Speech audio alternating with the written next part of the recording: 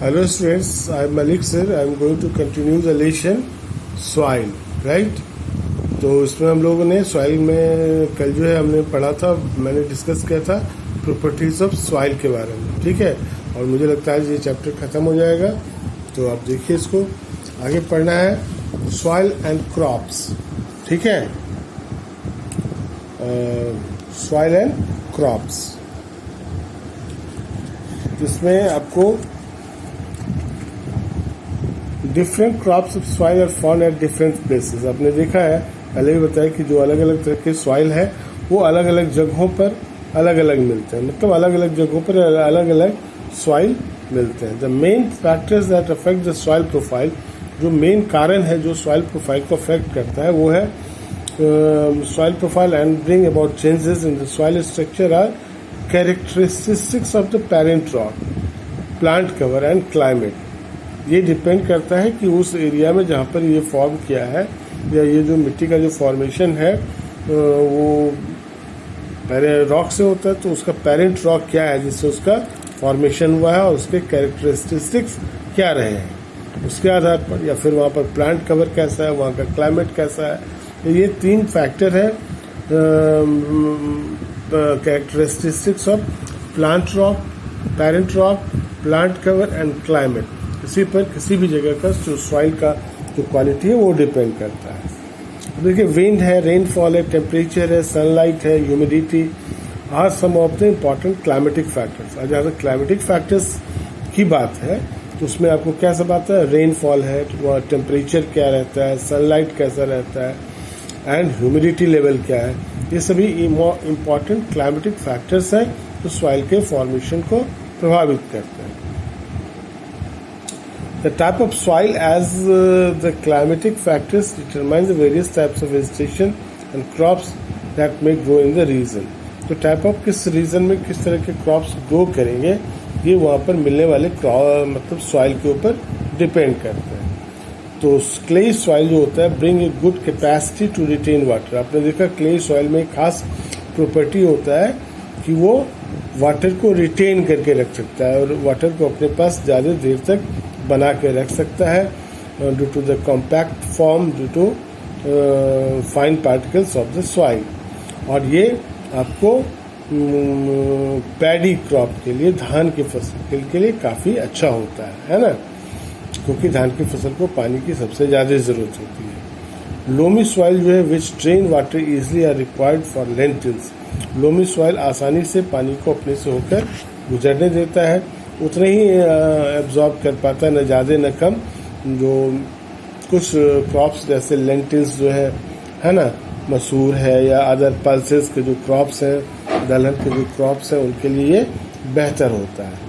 Sandy और loamy soil जो होता है या फिर लोमी सॉइल इस ड्रेन्स वाटर इजली, जो वाटर को आसानी से ड्रेन होने देता है and can hold plenty of air is required for cotton. और ये पर्याप्त मात्रा में एयर को बनाए रखता है जो कॉटन क्रॉप्स के लिए अच्छा होता है ना। अब यहाँ देखिए कुछ बातें हैं, और एक और है क्ले एंड लोमी सॉइल जो है, ठीक है। Clay and loamy soil are both suitable for growing cereals. Clay और लोमी दोनों सॉइल जो है सुटेबल फॉर ग्रोइंग सीरियल्स अनाज उगाने के लिए, जैसे कि वीट है, ग्राम है ना, इसके लिए काफ़ी बेहतर होता है। Such soils have good water retaining capacity. तो इस तरह के सॉइल में वाटर को रिटेन करने की क्षमता काफ़ी अच्छी होती है ना। और देखिए यहाँ पर कुछ है important to know. Rivers of north India which flows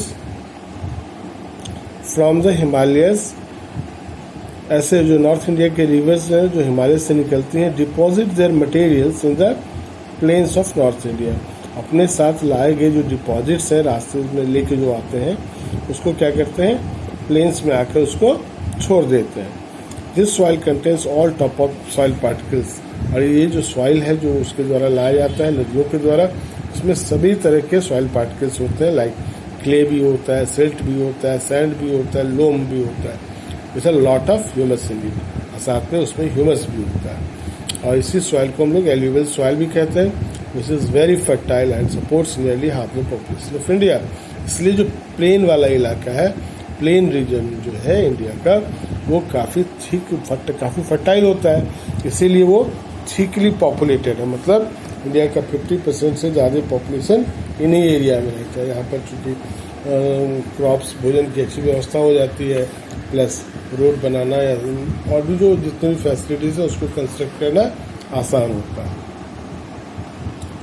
अब यहाँ देखिए, the process of removal of top soil from the land by strong winds by flowing water is called soil erosion. Soil erosion एक काफ़ी नया term तो नहीं है, काफ़ी बार आपने सुना होगा। जो टॉप सॉइल काफ़ी इंपॉर्टेंट होता है, आप जानते हैं टॉप सॉइल पर ही वेजिटेशन कवर होता है, पेड़ पौधे उगते हैं, बड़े होते हैं। तो अगर ये टॉप सॉइल नहीं रहेगा तो फिर कैसे होगा, फर्टाइल सॉइल नहीं होगा।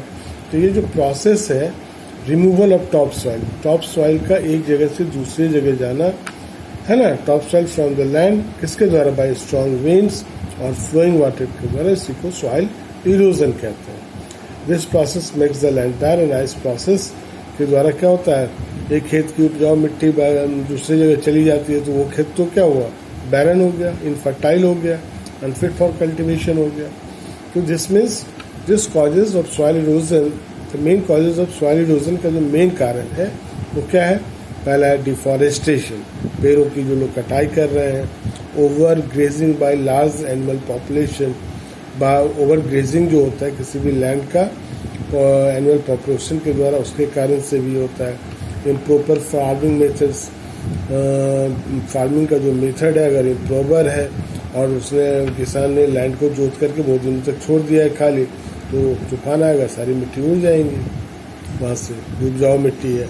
और uncultivated for a long time, forest भी है, fire, floods and heavy rainfall, ये सारे सॉइल इरोजन के काफ़ी बड़े फैक्टर्स हैं। Soil is valuable natural resources, आपने देखा तो सॉइल नहीं होगा तो फूड रिसोर्सेज हमको प्रोवाइड नहीं होगा।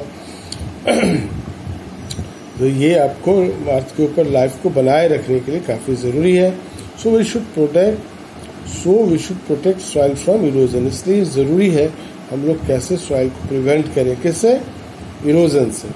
We can prevent soil erosion by, कैसे कर सकते हैं, planting more and more trees, plants in large numbers, ठीक है, बड़े स्तर पर प्लांटेशन होना चाहिए, ओवर ग्रेजिंग को प्रिवेंट करना चाहिए, अडॉप्ट हिली एरियाज में खासकर स्टेप फार्मिंग मेथड, सीढ़ीनुमा खेती करना चाहिए, है ना।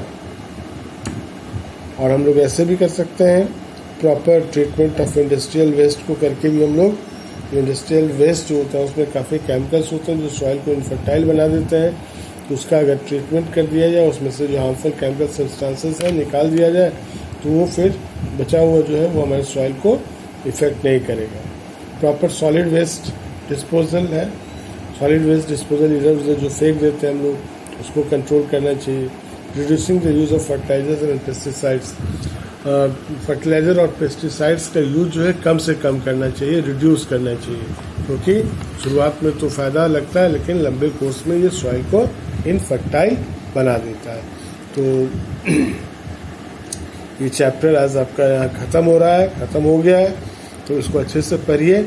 अब मैं इसका क्वेश्चन आंसर दूंगा और यहाँ पे इस चैप्टर के बाद मैं ब्रेक करूँगा, फिर से लेसन 1 से रिवीजन में स्टार्ट करूँगा, ठीक है। तो आप तैयार रहिए।